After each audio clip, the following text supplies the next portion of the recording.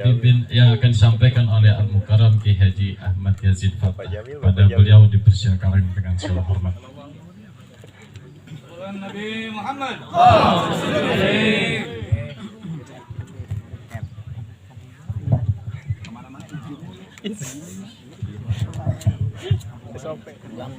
Assalamualaikum warahmatullahi wabarakatuh. A'udzu billahi minasyaitonir rajim. Bismillahirrahmanirrahim. Alhamdulillahi rabbil alamin. Hamdan na'imin, hamdan syakirin. Hamdan yuwafi ni'amahu wa yukafi'u mazidah. Wassalatu wassalamu ala sayyidina wa nabiyyina wa syafi'ina Muhammadin wa ala alihi wa ashabihi ajma'in, amma ba'd. Hadratul kiram, para alim ulama al-izza, wabil khusus beliau Ki Haji Aceh Fauzi Al-Mukarram, beliau Ki Haji Ahmad Syukron Muhammad Khalil. Tadi sempat disebutkan beliau termasuk ada turunan sanad kepada Kiai Muhajir Amsal. Saya terkejut pertama mendengar karena saya sudah lama baca kitab beliau, tapi saya tidak pernah berguru langsung ke beliau. Di pesantren di tempat saya, setiap pada subuh itu ada maulidan. Saya setelah baca maulid sama anak santri itu baca salah satu kitab beliau, namanya kitab Al-Misbahud Dhulam fi Syarhi Bulughil Maram. Saya punya ada 4 jilid. Alhamdulillah hampir 1 jilid saya selesai. Karena itu bacaan anak-anak santri di tempat saya begitu. Karena kami ingin mengerti bagaimana sosok beliau Nabi berperang, bagaimana sosok Nabi beribadah, bagaimana sosok Nabi sebagai kepala keluarga, bagaimana Nabi tampil sebagai pemimpin, bagaimana Nabi tampil sebagai seorang presiden, pemimpin negara. Kita harus belajar ilmu hadis. Maka kebetulan saya pas waktu itu ingin baca kitab Bulughul Maram, karena Bulughul Maram sudah jadi pelajaran wajib.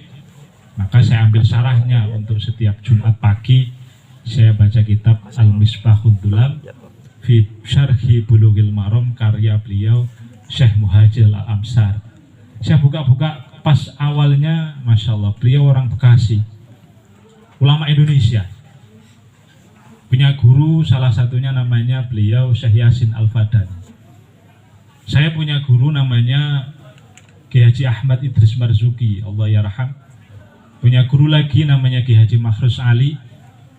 Ketika Syekh Yasin ke Indonesia, beliau memberikan salah satu kitab sanad kecil namanya Jauhirul Asanid fi Asanidil Ulama'il Ahli Sunnah wal Jamaah.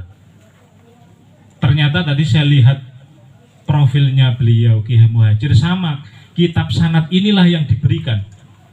Oh, berarti saya kumpul sama saudara seperguruan ya. Ternyata kumpul lagi di sini ya. Jadi Indonesia ini ternyata tidak gede, ternyata kecil, ternyata disatukan oleh guru-guru kita, disatukan oleh sanad-sanad guru-guru kita. Saya nyambung ilmu kepada Ki Ahmad Idris Marzuki, Ki Ahmad Idris Marzuki kepada Ki Makhrus Ali, Ki Makhrus Ali langsung belajar kepada Syekh Yasin Al-Fadani. Jadi sama ternyata. Masya Allah ya. Inilah pentingnya sanad, kata Imam Ibnu Mas'ud, laula isnad laqala man syaa ma syaa. Kalau nggak ada sanad ilmu yang konkret, orang akan berkata agama ini dan itu seenaknya sendiri semua. Orang akan baca Quran semaunya sendiri tanpa melalui ilmu tajwid.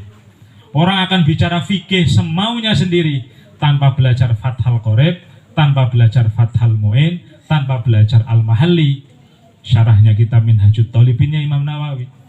Orang akan ngomong seenaknya sendiri tanpa belajar tauhid, tanpa belajar Aqidatul Awam, tanpa belajar Ad-Dasuki, tanpa belajar Kifayatul Awam. Orang akan ngomong Quran semuanya seenaknya sendiri tanpa harus belajar kitab Tafsir Jalalain. Itulah pentingnya sanad. Hari ini banyak orang yang berkata segitu. Baru mu'alaf setahun 2 tahun jadi ustadz. Kapan tuh belajarnya Kifayatul Awamnya kapan? Belajar tafsir Jalalainnya kapan? Ini santri-santri kita di pesantren ini bertahun-tahun ngapalin. Aqidatul Awam hafalin. Imriti dihafalkan. Alfiyah dihafalkan. Pusing itu ngapalin lah. Ya. Sampai kata anak santri itu kalau ngapalin ini malam makan lagi itu ya. Makan lapar katanya. Saking sulitnya dan penatnya. Tapi tiba-tiba hari ini, masya Allah, betul apa yang dikatakan oleh Nabi Muhammad Sallallahu Alaihi Wasallam. Sayati zamanun kathirun khotobauhu qalilun ulamauhu. Akan datang satu masa, kata Nabi Muhammad Sallallahu Alaihi Wasallam, zaman di mana orang banyak yang ahli ceramah, ahli khutbah, tapi qalilun ulamauhu, yang statusnya ulama sedikit. Hari ini sudah datang, Bapak-bapak. Hari ini sudah datang. Orang yang nggak pernah ngaji tafsir Jalalain ngomong Quran begini, Quran begini, Quran begitu. Ya. Orang nggak pernah belajar fikih, fatal qori, fatal mu'in, nggak pernah belajar. Tiba-tiba ngomong, bagaimana hukumnya? Jawabannya ini. Bagaimana hukumnya? Jawabannya ini. Begitu singkatnya dia menjawab. Kapan dia belajarnya? Makanya ayo kita kembali lagi kepada apa yang diajarkan ulama-ulama kita. Apa yang diajarkan oleh guru-guru kita. Apa yang diajarkan oleh para ulama Ahlussunnah wal Jamaah. Para ulama, para kiai, para ajengan. Alhamdulillah. Saya sangat senang sekali di Cijeruk ini. Punten saya datang di Cijeruk ini saya sebagai muhajir, sebagai orang pendatang. Saya ditugaskan oleh almarhum Kiai Haji Nur Muhammad Iskandar. Datang ke sini saya 2012 di Kaung Luwuk di atas sono. Kalau yang orang sini pasti tahu, orang Cipelang sini pasti tahu ada Kaung Luwuk namanya di atas sana. Pasar Cibadak ke sana dikit, terus naik ke atas ada namanya daerah Kaung Luwuk. Di sana banyak ternyata tradisi masyarakatnya, alhamdulillah Ahlussunnah wal Jamaah. Ternyata setelah saya urut-urut beliau-beliau para ulama-ulama di daerah saya itu, ternyata ketemu lagi sanadnya. Masya Allah, ternyata Indonesia ini sudah dipenuhi oleh ulama-ulama yang mengajarkan Ahlussunnah wal Jamaah. Itulah. Bapak-bapak sekalian, alhamdulillah pada siang hari ini kita mengambil tema Maulid Nabi. Tema maulid adalah tema yang sangat baik untuk dijadikan sebagai iktibar oleh kita semua. Saking besarnya maulid ini, sampai-sampai orang yang gak pernah punya kebaikan secuil pun selama hidupnya, gara-gara al-farah was surur, seneng dan gembira dengan lahirnya Nabi pun, ini orang akhirnya dapat keringanan siksa dari Allah Subhanahu wa ta'ala. Zaman Nabi itu punya ayah, Nabi kita Nabi Muhammad sallallahu alaihi wasallam. Nabi itu punya ayah namanya Abdullah.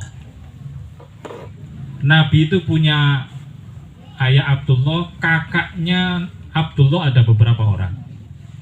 Ada Said Hamzah yang masuk Islam, ada namanya Abu Thalib sang pelindung Nabi, ada namanya Abbas. Abbas kemudian masuk Islam. Ada satu lagi yang namanya Abdul Uzza. Abdul Uzza namanya. Si Abdul Uzza ini beda dengan saudara-saudaranya yang memang perilakunya perilaku priayi, tokoh. Ini si Abdul Uzza ini enggak. Ini senang bisnis. Enggak mau bergaya seperti bertingkah laku seperti para tokoh, enggak mau. Senengnya kerja, senengnya ngumpulin uang. Memang benar jadi orang kaya. Si Abdul Uzza ini sampai saking kayanya dia punya deretan ruko. Zaman dulu ruko, kalau sekarang mall. Abdul Uzza ini punya mall. Saya baca dalam sirahnya Adz-Dzahabi, Sirah Adz-Dzahabi, namanya Syiaru A'lamin Nubala. Di kitab ini beliau menceritakan siapa Abdul Uzza ini. Abdul Uzza lahu wajhun, punya wajah yang bersinar ganteng. Orang semekah itu nggak ada yang menyanyi gantengnya Abdul Uzza ini. Abdul Uzza ini juga lahu syi'run, penyair terkenal. Kalau sekarang penyanyi, udah wajahnya ganteng, penyanyi lagi. Wah, kalau ibu pasti seneng ini dan ya, ibu pasti seneng nih Abdul Uzza ini. Kaya lagi. Bahkan sampai pernah Abdul Uzza ini sekali beliau ini ngedropin barang-barang di pasar semua harganya ikut semua sama Abdul Uzza. Kalau orang sekarang namanya TikTok Shop, sekali buka semuanya sepi. Tanah Abang sepi, ya nggak? Iya, yang Jakarta masih tahu lah, karena TikTok Shop itu akhirnya sekarang ditutup oleh pemerintah, ya nggak? Kemarin saya pernah kumpul-kumpul dengan teman-teman itu membahas masalah TikTok Shop ini gimana hukumnya.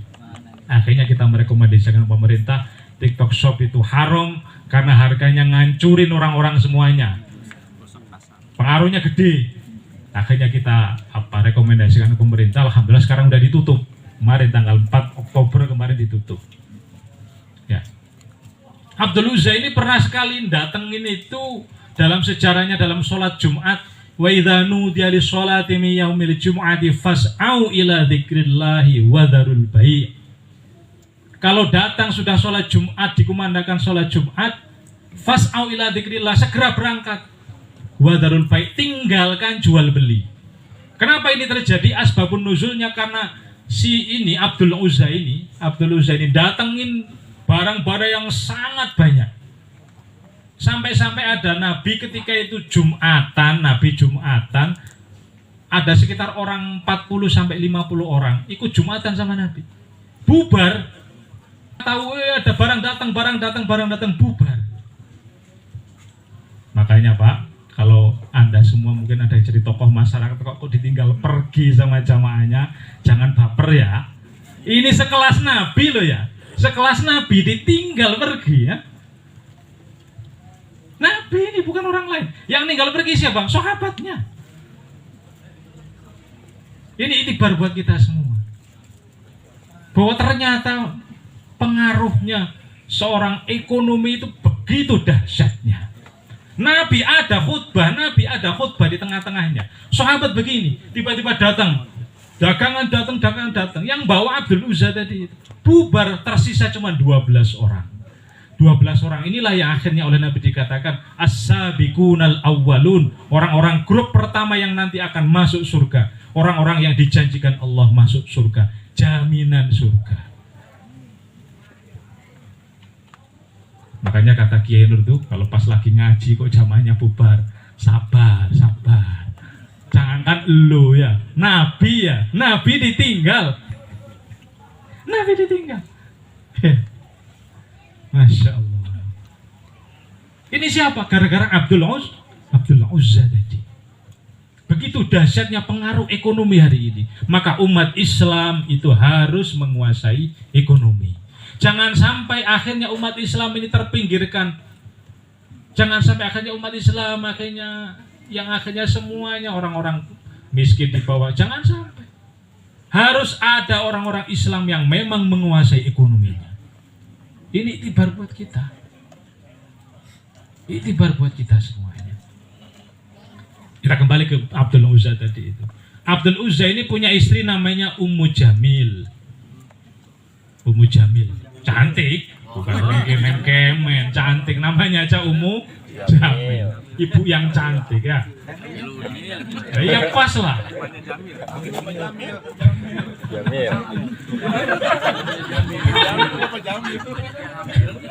Tapi sayang akhirnya di Al-Quran dikatakan wa mro'atuhu hammalatal hatab. Wa mro'atuhu hammalatal hatab. Istrinya Abdul Uzza itu disifati dalam Al-Quran wa mro'atuhu hammalatal hatab. Istrinya tukang bawa kayu bakar.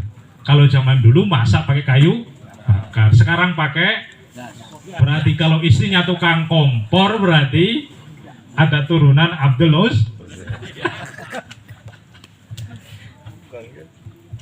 Iya kan sifatnya Al-Quran begitu kan, hammalatal hatab, pembawa kayu bakar. Kalau zaman dulu belum ada LPG kan ya, kompor belum ada, kayu.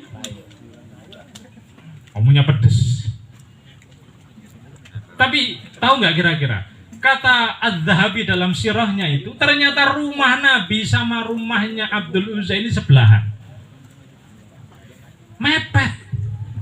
Bahkan ketika Nabi sudah agak sedikit besar, dapurnya disatuin. Kurang apa gimana? Sudah pamannya, namanya kakaknya bapak apa? Sunda itu apa namanya? Apa namanya? Uwa ya? Uwa. Ini uwanya Nabi. Kaya, ganteng, penyair hebat, istrinya cantik, punya mall. Kurang apa sudah? Penguasa. Orang ini nggak punya kebaikan atunya nggak punya lah. Tapi sekali beliau ini punya kebaikan. Ketika Nabi lahir, kasihan nih adiknya, Abdullah udah wafat. Aminah sendirian.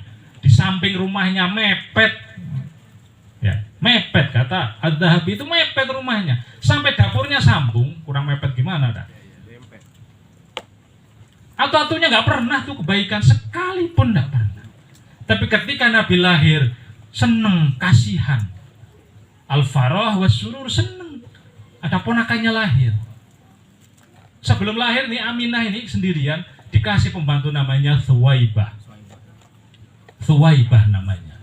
Thuwaibah ini pembantu perempuan. Disuruh bantuin Aminah. Bantuin tiap hari, ngurus.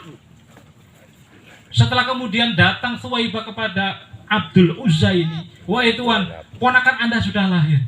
Wah, udah lahir ya, udah lahir. Dah kamu sekarang sono bantuin sono, kamu urus sono sampai dia besar. Sekarang kamu saya merdekain dah. Merdeka zaman dulu itu nilainya mahal loh Pak ya. Mahal ya. Kalau zaman dulu kata Az-Zahabi itu kalau orang mau merdeka dari budak jadi merdeka bayarnya 100 dinar. Hari ini 1 dinar itu harganya hampir 10 juta. Kali 100 berapa? Hah? 100 juta, 10 juta kali 100 berapa? 1 M ya? 1 M Pak. Nah, maulidnya Abdul Uzza itu nggak main-main. Ya, kalau dikatakan sekarang maulidnya si Abdul Uzza yang kafir, yang dalam surat dikatakan tabat yada abi lahabi wa tab. Maulidnya nggak cemen-cemen. 1 M. Kalau kita baca sejarah gini kita akhirnya tahu ya, betapa farah wa surur bi maulidin Nabi. Senang dengan kelahiran Nabi itu luar biasa. Luar biasa.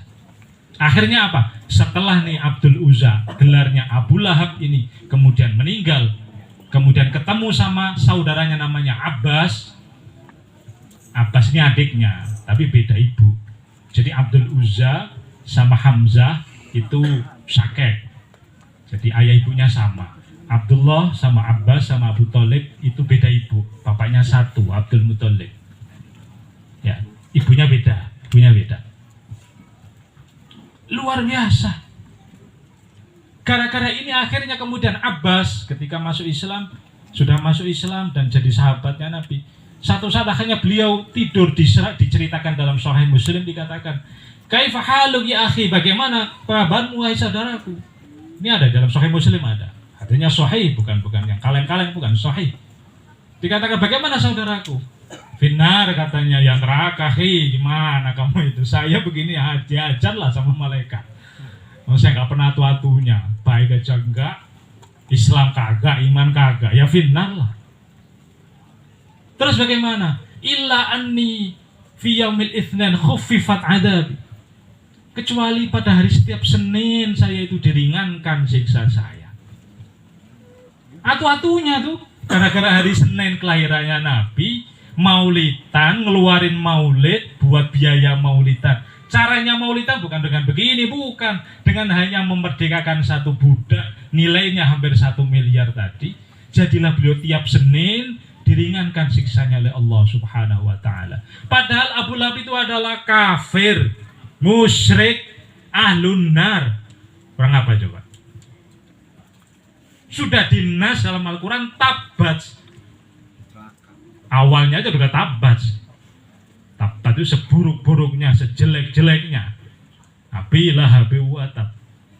Dinas oleh Al-Quran begitu. Itu diringankan siksanya. Apalagi para kiai ini yang muda-muda ini datang ke sini. Wah, Masya Allah. Amin Allahumma. Amin. Allahumma sholli ala Muhammad. Ini maulid pentingnya begini. Begini pun kita masih dinyinyirin sama orang sebelah, ya nggak?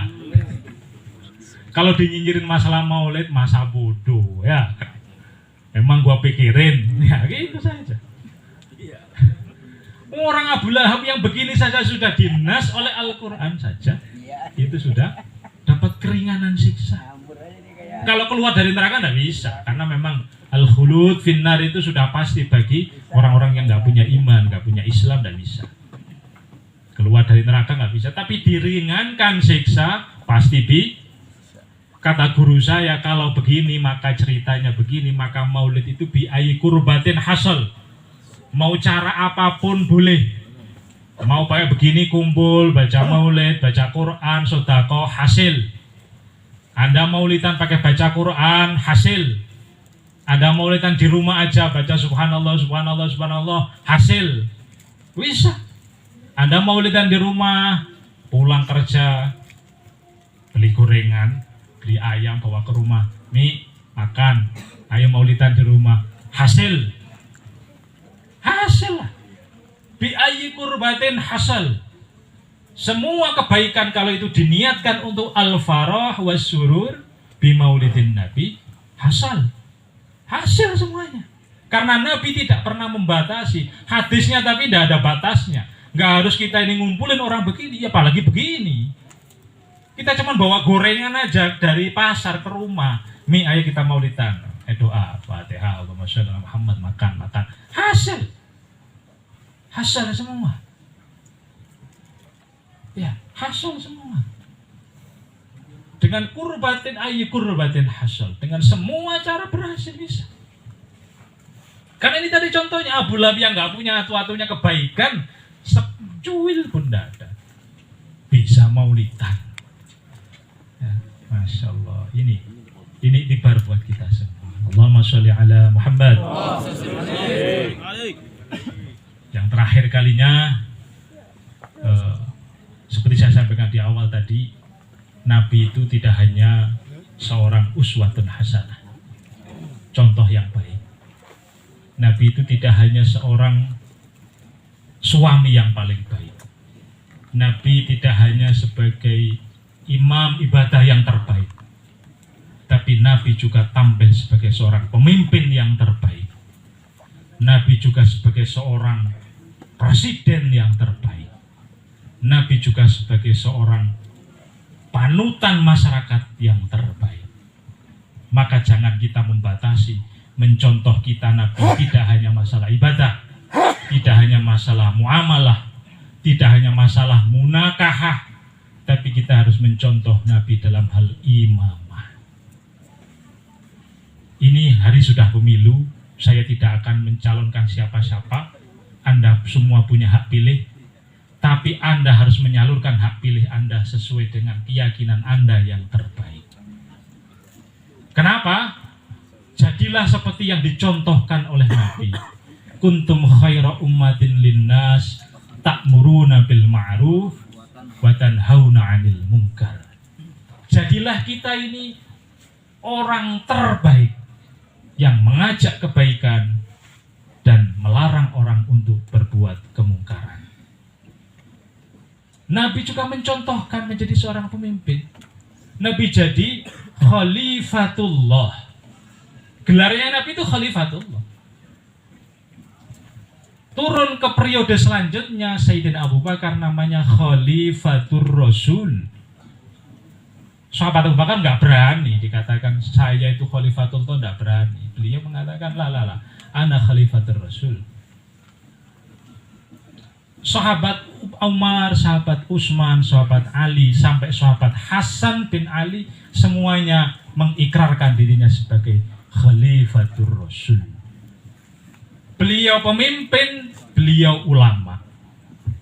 Ayo, siapa yang menyaksikan? Sahabat Abu Bakar ulama bukan? Sahabat Umar ulama bukan? Sahabat Utsman, sahabat Ali, sahabat Hasan bin Ali ulama bukan?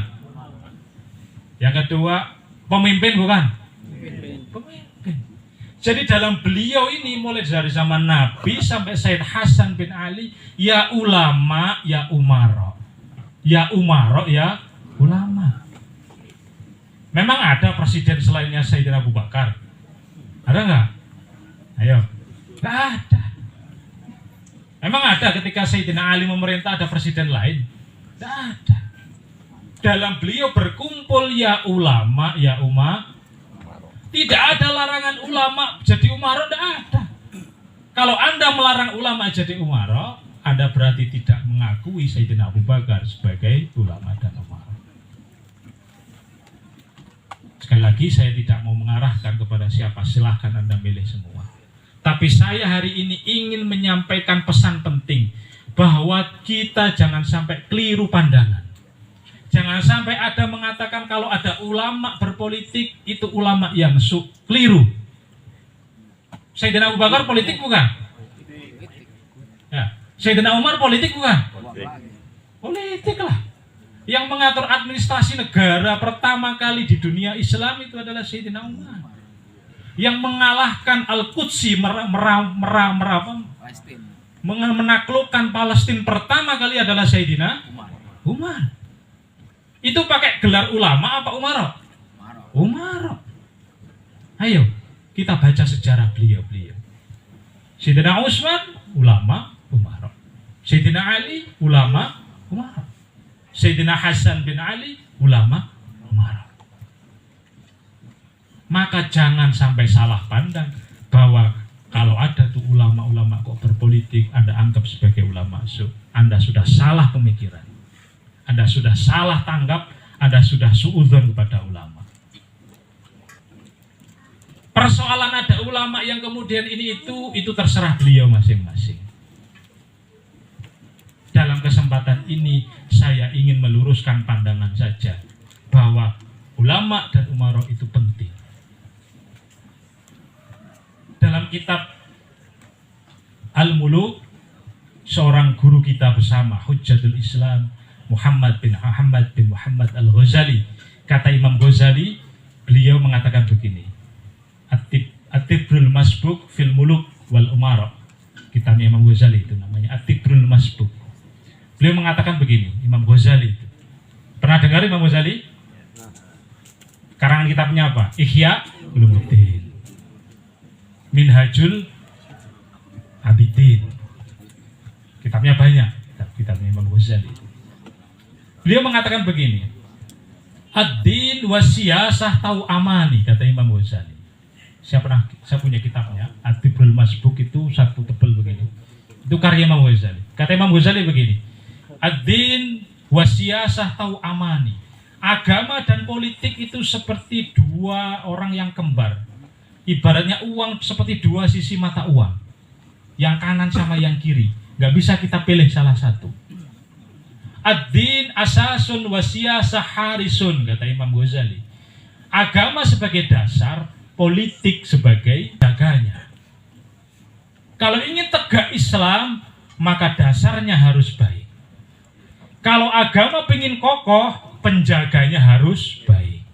Maka ad-din sebagai dasar, siasah politik sebagai harisnya, dua-duanya harus dijalankan.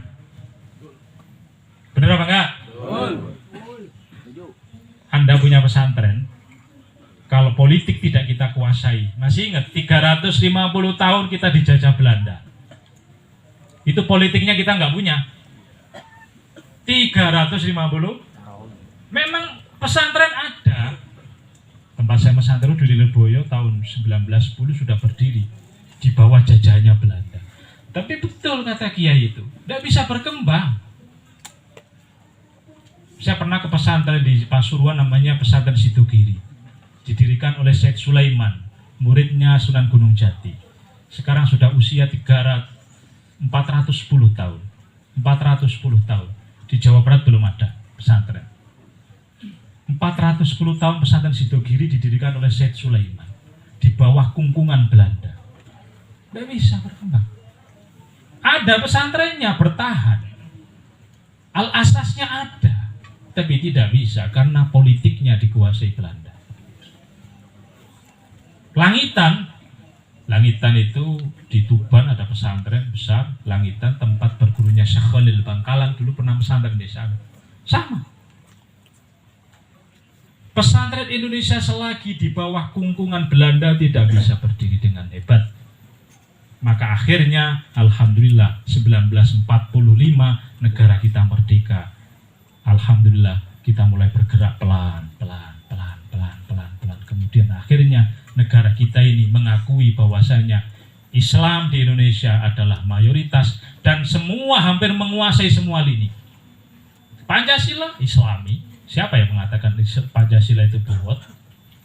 Pancasila Islami. Kata siapa? Ketuhanan yang Maha Esa, Al-Wahdaniyah, Qul huwallahu ahad. Kemaslahatan yang adil dan beradab, Al-Insaniyah, walaqad karramna bani Adam, kemanusiaan dimuliakan. Persatuan Indonesia, Al-Ittihad, persatuan, Al-Muslimuna al-muslimin kal bunyan al-wahid. Muslim satu dan muslim lain seperti satu bangunan. Persatuan. Kemusyawiratan nomor 4, sila yang keempat, wasyawirhum fil amr. Yang kelima, keadilan. I'dilu huwa aqrabu lit taqwa. Kata siapa Pancasila tidak Islami? Semuanya dasarnya Al-Quran, semua dasarnya Al-Hadis Nabi. Maka inilah pentingnya saya ingin menyadarkan kepada kita semua. Ayo, kalau waktu adanya politik, salurkan dengan benar. Salurkan dengan benar. Siapa yang menurut Anda nomor 1 mangga, nomor 2 mangga, nomor 3 mangga, nomor 4 mangga, silahkan semuanya. Silahkan semuanya dipilih sesuai dengan keyakinan Anda masing-masing. Silahkan. Tapi ingat, kalau nanti ada orang-orang yang menurut panutan kita sedang berpolitik, itu sedang menjalankan ad-din an-nasihah, kata Nabi. Menjalankan nasihat, mengajak kebaikan. Karena Allah memerintahkan atiullaha wa atiur rasul wa ulil amri minkum. Atinya 2 kali, bukan sekali. Atiullah sekali. Wati'ur Rasul 2 kali. Wa ulil amri dicantolin ke sana, berarti diperintahkan 2 kali perintahnya. Tidak main-main ini. Ati'unnya ati'u atau ayuti'u ito'atan. Ati'u ati' la tuti'. Ati'u. Tasrifnya begitu. 2 kali diperintahkan dalam Al-Quran. Ini artinya apa? Manut, ikut kepada Allah dan Rasulnya dan ulil amri pemimpin itu penting dan wajib. Wajib? Kata siapa nggak wajib? Kalau pemimpinnya menyeleweng bagaimana? Nabi sudah menyiapkan afdalul jihad, kata Nabi, kalimatu haqqin inda sultanin jairin. Dalam hadis Muslimnya ada begitu. Jihad yang terbaik adalah ketika ada kalimat disampaikan kepada sultan, pemimpin yang menyeleweng. Cara menyampaikannya bagaimana? Sudah dicontohin oleh Nabi Musa dan Nabi Harun. Dakwah kepada Fir'aun. Fir'aun kurang apa coba? Fir'aun kafir apa muslim? Kafir. Tapi Nabi Musa menyampaikannya bagaimana? Wa qulu lahu qaulan layyinan. Hei Musa, kamu datang ke Fir'aun, sampaikan qaulan dengan ucapan lainan yang lemah lembut, yang sopan. Kalau ada kemudian Anda mengingatkan pemimpin kalian, kalau kita ada yang mengingatkan dengan bahasa kasar, itu contoh dari mana? Hah? Dari mana? Nyontoh siapa? Nabi Musa apakah begitu? Tidak. Imam Syafi'i itu pernah berkali-kali. Saya baca dalam kitab sirahnya lagi, Syiarul Alamin Nubalanya Adz-Dzahabi, Imam Syafi'i dan Imam Auza'i, 2 orang ulama kita, guru kita, mazhab kita, ketika tahu pemimpin Bani Umayyah itu melakukan penyelewengan, Imam Syafi'i datang ke tempat pemimpin. Ya akhi, hai saudaraku, ini ansahulakum, saya nasihati Anda. Anda sudah salah, Anda sudah tidak benar. dinasihati langsung berdua. Ini Imam Asy-Syafi'i. Jadi ketika ada seorang pemimpin, ada ulama-ulama kita kemudian didatangi para ulama, husnudzonlah seperti Imam Asy-Syafi'i. Imam Ahmad bin Hanbal juga sama. Imam Sufyan Ats-Tsauri juga sama. Ketika pemimpinnya keliru, datang. Ini lagi menjalankan perintah Nabi ad-din an-nasihat. Menasihati dengan benar. Maka diputuskan dalam kitab-kitab ahli sunnah, menasihati pemerintah itu hukumnya wajib bagi yang mampu. Wajib. Andai kata semua ulama diam semua, andai kata semua ulama Jawa Barat, DKI diam semua, nggak ada yang menasihati pemerintah, karena ini hukumnya fardu kifayah, maka hukumnya dosa. Siapa yang mau nanggung dosa fardu kifayah? Ayo. Maka sekarang berarti kesimpulannya, kalau Anda punya peran jadi DPR, silahkan jadi DPR, jalankan dengan baik. Kalau Anda jadi bupati, silahkan jadi bupati yang baik. Kalau Anda mau jadi penasihat presiden, jadilah penasihat presiden yang baik. Jalankan seperti halnya Imam Syafi'i menasihati pemimpinnya, Sufyan Ats-Tsauri menasihati pemimpinnya, Imam Abu Hanifah menasihati pemimpinnya. Jalankan seperti itu. Jangan kita malah suudzon, ini kiai ngapain ini? Kiai ngapain nih? Nyari amplopan tuh. Begitu. Bukan begitu. Kita husnudzon sama beliau-beliau semuanya. Memang negara kita ini negara yang memang bukan 100% muslim, tapi mengakui muslim untuk menjadi unsur negara kita. Itulah yang bisa saya sampaikan. Karena ini semua adalah berangkatnya dari maulid. Nabi itu bukan hanya sosok pemimpin dalam keluarganya, pemimpin untuk anak-anaknya, tapi juga pemimpin bangsa ini. Silahkan kalau nanti Anda pemilu yang baik, Anda nyoblos, Anda milih, pilihlah yang menurut Anda baik. Saya tidak akan mengarahkan kemana-mana. Silahkan menurut Anda baik, menurut saya baik, silahkan dipilih. Menurut saya yang baik A, silahkan yang baik. Silahkan dipilih semuanya. Tujuannya itu tadi. Kita ingin punya pemimpin yang baik. Kata Imam Abdul Wahab Asy-Sya'rani, kathirun, Allah itu sering kali menegakkan agama Islam ini 8 kali dengan siasah, 1 kali dengan al-ima, dengan ad-din. Artinya apa? Lebih sering Allah menegakkan Islam lewat kepemimpinan daripada lewat gerakan agama. Itu kata Imam Abdul Wahab Asy-Sya'rani, guru daripada kitab Mizan Al-Kubra. Bisa dikatakan begitu? Ya, itulah cerminan buat kita semua. Sekali lagi, ayo kita sukseskan pemilu kali ini. Anda pilihlah, pilih yang baik. Anda punya calon legislatif yang baik, pilihlah menurut Anda baik. Pemimpin siapapun menurut Anda baik, silahkan dipilih. Itulah sedikit kalau hikmah dari kami. Punten para kiai, mungkin ada hal yang kurang berkenan, mohon maaf yang sebesar-besarnya. Kurang lebihnya mohon maaf. Wal-afu minkum, wallahu muwaffiq ila aqwamit thoriq. Assalamualaikum warahmatullahi wabarakatuh.